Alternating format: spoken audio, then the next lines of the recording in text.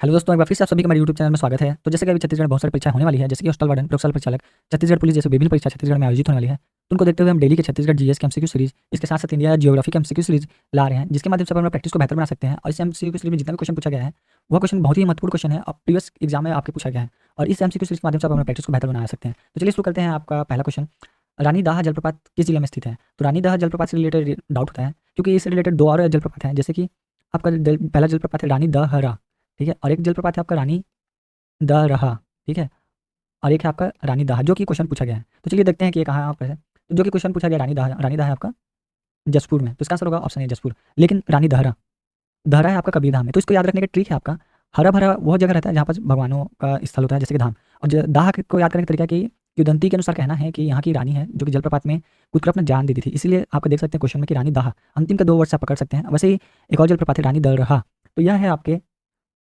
सुकमा जिले में है। और कौन सी नदी में है? तो सबरी नदी में है, ठीक है। तो इसके रिलेटेड क्या आप याद कर सकते हैं? इसके अलावा जसपुर में और भी 2-3 जलप्रपात हैं, उनके नाम से उसको नाम को हम जल्दी से देख लेते हैं, क्योंकि प्रीवियस एग्जाम में आपको पूछा गया है जीसीजी एफएम के।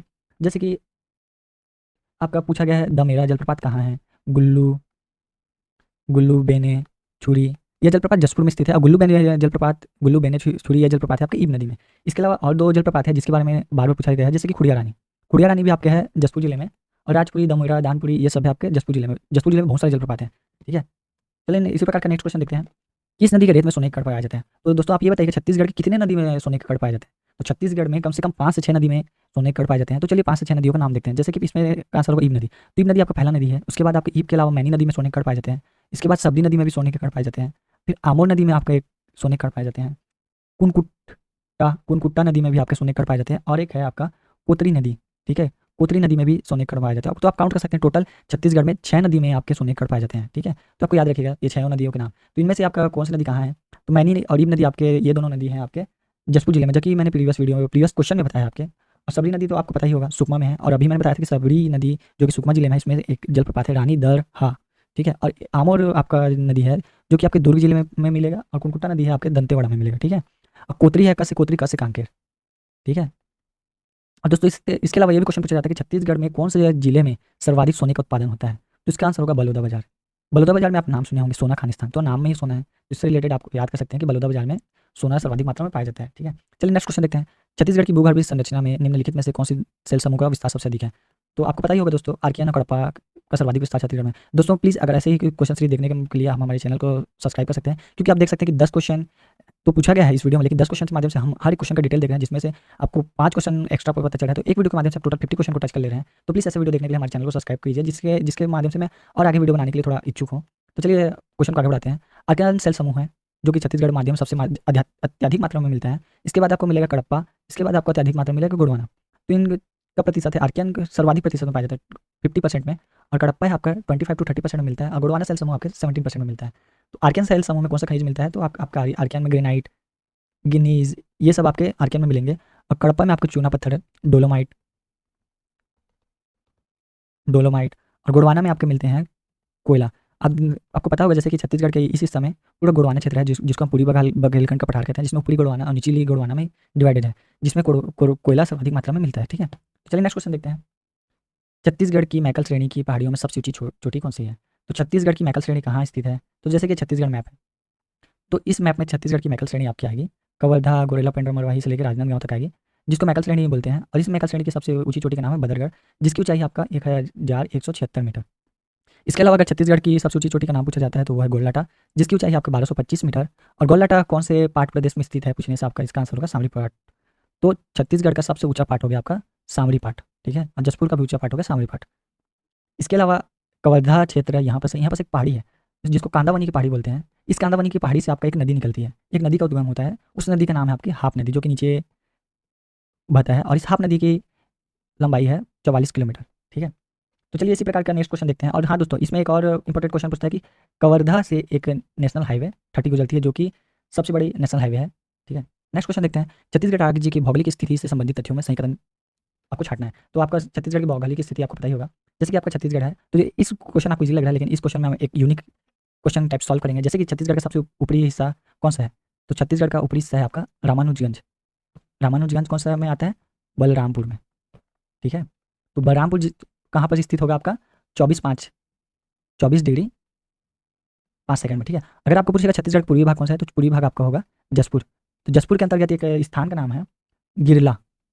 तो अब क्वेश्चन पूछने का पैटर्न एग्जाम का अब थोड़ा हार्ड होगा, क्योंकि ये सब क्वेश्चन पुराना हो गया है। तो आपको ये पूछेगा कि कौन सा सबसे पूर्वी हिस्सा है, तो आपको गिरला याद करना है, जो कि जसपुर क्षेत्र के अंतर्गत आता है। और ये कितने डिग्री में फैला हुआ है, तो ये आपका 84:25, और इधर का है आपका 80:15। अगर आपको पूछता है कि छत्तीसगढ़ का सबसे पश्चिमी भाग कौन सा है, तो आपको ये आपको पता होना चाहिए छत्तीसगढ़ का सबसे पश्चिमी भाग है आपका बीजापुर। बीजापुर में कौन सा हिस्सा टच करता है, जो कि पश्चिमी भाग का है, भोपालपट्टनम, ठीक है। तो आपको याद होना चाहिए कि भोपालपट्टनम है वो सबसे पश्चिमी भाग है, जो कि बीजापुर के अंतर्गत आता है। और ये कितने में फैला गया है, तो 80:15 में फैला गया है। और नीचे में क्या आता है आपका सुकमा, सबसे दक्षिणी हिस्सा है छत्तीसगढ़ का सुकमा, जिसका है 17:40। अगर सुकमा में कौन सा जिला आता है आपका, कौन सा तहसील आता है, तो कोंटा तहसील है सुकमा के, वो आपका छत्तीसगढ़ का सबसे दक्षिणी हिस्सा है, ठीक है दोस्तों। इसी प्रकार से नेक्स्ट क्वेश्चन करते हैं। दोस्तों ऐसे ही वीडियो देखने के लिए हमारे प्लीज़ चैनल को सब्सक्राइब कीजिए, जिसमें आप 10 क्वेश्चन के माध्यम से बहुत सारे क्वेश्चन को सॉल्व कर सकते हैं, और आपका ये एक टॉपिक के माध्यम से पूरा टॉपिक ही क्लियर हो जाएगा, आप देख सकते हैं, ठीक है। तो राज्य का प्रथम मराठा शासक कौन सा है, तो ये आपका मिक्स क्वेश्चन सीरीज है। तो अब हिस्ट्री का क्वेश्चन आपका आएगा। तो छत्तीसगढ़ राज्य का प्रथम मराठा शासक है बिम्बाजी भोसले। तो आपको याद होना चाहिए कि छत्तीसगढ़ मराठा शासक का क्रम क्या है। तो आपका आए थे पहला बिम्बाजी भोसले, आपको हर चीज़ का पहला और अंतिम आपको याद होना चाहिए। आपका आए थे बिम्बाजी भोसले, बिम्बाजी के बाद आपका आए थे चिमड़ा जी, उसके बाद आए थे वेंको जी, फिर पुरसो जी, फिर अप्पा जी। तो दोस्तों इनका सन याद करने का आसान तरीका है। तो चलिए सन याद करने का आसान तरीका देखते हैं। जैसे कि आपको पहला क्या याद होना चाहिए, बिम्बा जी का था 1758 से लेके 1787, ठीक है। उसके बाद आपको 1787 लेना है। 1787 से ये चिमड़ा जी हैं, जो एक ही साल तक राज किए थे। 1788 से वेंको जी आए, जी वेंको जी जान रहे हो आप, जो कि सूबा शासन व्यवस्था लाए थे, ठीक है। तो इनका कार्यकाल बड़ा होगा, क्योंकि सूबा शासन व्यवस्था का कार्यकाल देखे थे आप, 5 से 6 से ज़्यादा ही लोग हैं सूबा शासन में, तो इसलिए इनका शासनकाल ज़्यादा होगा। तो 78 से आए थे आप 1811, तो ठीक है। उसके बाद पुरसा जी आएंगे 1811 में, और 1816 तक राज करेंगे। उसके बाद अप्पा जी आए थे, जो कि 2 से ही साल राज किया था, 1818 तक, ठीक है। तो आप देख सकते हैं कि छत्तीसगढ़ मराठा का काल 1758 से लेकर 1818 तक है, ठीक है। चलिए नेक्स्ट क्वेश्चन देखते हैं। छत्तीसगढ़ के प्रथम सूबेदार नियुक्त किए थे। तो जैसे कि दोस्तों मैंने अभी पूछा गया था कि मराठा शासक के रिलेटेड, वैसे ही मैंने बताया था कि वेंको जी भोसले थे, जो कि सूबादार व्यवस्था लाए थे। इसमें सॉरी दोस्तों, इसमें पूछा गया कि छत्तीसगढ़ के प्रथम सूबेदार कौन से लाए, तो थे आपके वेंको जी भोसले। आपके सूबा शासन लाने वाले कौन थे सबसे पहले, सूबेदार व्यवस्था लाए थे आपके वेंको जी भोसले, ठीक है, जिनका कार्यकाल था 1788 से लेकर 1811। मैं बोला था कि आपको ये कि ज़्यादा दिन तक शासन किए थे, तो इनके प्रथम सूबेदार थे महिपत राव दिनकर। तो आपको मैंने बोला था कि हर चीज़ के आपको प्रथम और अंतिम याद होना चाहिए। तो प्रथम तो थे महिपत राव दिनकर, इसके अलावा अंतिम थे आपके यादवराव दिनकर, ठीक है। तो आपको याद रखना चाहिए कि कौन कौन से सूबेदार आए हैं, ठीक है। और महिपत राव दिनकर के समय एक यूरोपीय यात्री आया था, ये आपका एक्स्ट्रा पॉइंट बता रहा हूँ मैं आपको। यूरोपीय यात्री कौन आए थे महिपत राव के समय, यूरोपीय यात्री आपके आए थे फॉरेस्टर, ठीक है। ये याद रखिएगा दोस्तों, क्योंकि जो भी यूरोपीय यात्री आए थे महिपत राव के समय, विठल राव के समय, केशव गोविंद के समय, जो भी यूरोपीय यात्री आए थे, बाहर से जो भी यात्री आए थे, उनको लेके बार बार किसी न किसी परीक्षा में क्वेश्चन पूछा ही गया है, ठीक है दोस्तों। नेक्स्ट क्वेश्चन है, छत्तीसगढ़ की प्रथम महिला शासिका कौन है, तो इसका आंसर होगा प्रफुल्ल कुमार देवी। लेकिन प्रफुल्ल कुमार देवी से रिलेटेड और भी कुछ इंपॉर्टेंट तथ्य है, जिसको देखते हैं। सबसे पहले प्रफुल्ल कुमार देवी पुत्री थी आपकी प्रताप रुद्रदेव की, ठीक है, रुद्र प्रताप देव की थी, बेटी थी। और रुद्र प्रताप देव किससे संबंधित थे, भूमकाल विद्रोह से संबंधित थे। भूमकाल विद्रोह का सन क्या था, 1910। तो इससे पता चल जाएगा कि रुद्र प्रताप देव 1910 के आसपास शासन किए होंगे। तो इनका शासन था 1891 से लेकर 1921 तक। इनके बीच में हुआ था भूमकाल विद्रोह, ठीक है। और इस भूमकाल विद्रोह के नेतृत्व करता थे गुंडाधुर, और इसके दमन करते थे आपके कैप्टन गियर, ठीक है। तो रुद्र प्रताप देव की पुत्री थी प्रफुल्ल कुमार देवी, हाँ, यही बनी है आपकी छत्तीसगढ़ की शासिका, पहली शासिका, जो कि 1921 के बाद, रुद्र प्रताप देव के बाद ही ये शासन की थी। जो इनका शासनकाल था 1921 से लेकर 1936। इसके बाद आपके आए थे प्रफुल्ल कुमार देवी के पुत्र, जिनके नाम से छत्तीसगढ़ में तीरंदाजी खेल रत्न पुरस्कार दिया जाता है। इनका नाम था प्रवीर चंद्र भजदेव, ठीक है। इनके नाम से खेल तीरंदाजी के क्षेत्र में खेल रत्न पुरस्कार दिया जाता है, जिनका शासनकाल था, जो कि प्रफुल्ल कुमार देवी के बाद आए थे 1936 से 66, ठीक है। नेक्स्ट क्वेश्चन देखते हैं, किसने गांधी मीमांसा का नामक ग्रंथ लिखा। तो गांधी मीमांसा लिखा क्यों गया था, तो इसका आंसर है गांधी जी का जब द्वितीय आगमन हुआ था, तो उससे प्रभावित होकर रामदयाल तिवारी जी ने गांधी मीमांसा नामक ग्रंथ लिखा। तो गांधी जी का द्वितीय आगमन कब हुआ था, तो गांधी जी का प्रथम आगमन हुआ था आपका कंडेल नहर सत्याग्रह के लिए, आपको सुंदरलाल शर्मा जी ने इन्वाइट किया था। लेकिन उसके आने से पहले तो कंडेल नहर सत्याग्रह का प्रॉब्लम सॉल्व हो चुका था। तो पहला आए थे आपका 20 दिसंबर 1920, क्योंकि 1920 में कंडेल नहर सत्याग्रह हुआ था, ठीक है। इससे रिलेट करके आपको याद रखना चाहिए, और इसका स्टोरी भी आपको पता होना चाहिए। द्वितीय बार आया था आपका 22 से 28 नवंबर 1933, अछूतो द्वार कार्यक्रम के लिए आए थे, जिससे प्रभावित होकर रामदयाल तिवारी जी ने ये गांधी मीमांसा नामक पुस्तक लिखा। और अछूतो द्वार कार्यक्रम में आने के पूर्व ही सुंदरलाल शर्मा जी ने दलितों का मंदिर में प्रवेश करा चुका था, इसलिए गांधी जी ने सुंदरलाल शर्मा जी को अपना अग्रणी माना था। ठीक है, इसके नेक्स्ट क्वेश्चन है, भारत छोड़ो आंदोलन के दौरान रायपुर डायनामाइट कांड के नायक थे। तो दोस्तों इसमें 2-3 क्वेश्चन है पूछते हैं जिसके रिलेटेड हमेशा डाउट होता है, जैसे कि रायपुर डायनामाइट कांड हो गया, वैसे ही एक और है रायपुर षड्यंत्र केस, क्योंकि दोनों का सन एक ही हुआ था। रायपुर षड्यंत्र केस ये भी हुआ था आपका 1942 में, और आपका रायपुर डायनामाइट कांड भी हुआ था आपका 1942 में। ठीक है, तो रायपुर डायनामाइट कांड के जो थे वो थे आपके बिलक नारायण अग्रवाल जी।